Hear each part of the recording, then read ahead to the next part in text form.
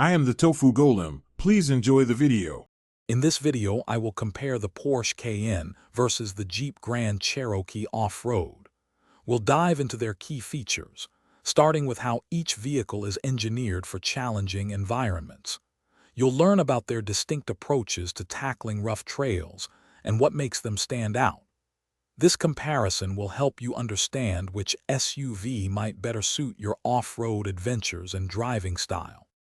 The Porsche Cayenne brings sophisticated engineering to off-road driving. Its adaptive air suspension can raise the vehicle, providing significant ground clearance for obstacles. With its advanced all-wheel drive and electronic differential lock, the Cayenne maintains impressive traction. Drivers can select specific off-road modes, optimizing the vehicle's response for mud, sand, or rocks, making it surprisingly capable beyond the pavement. The Jeep Grand Cherokee is a legendary off-roader, built for adventure. Its available quadralift air suspension can lift the vehicle, offering superior ground clearance for navigating tough trails.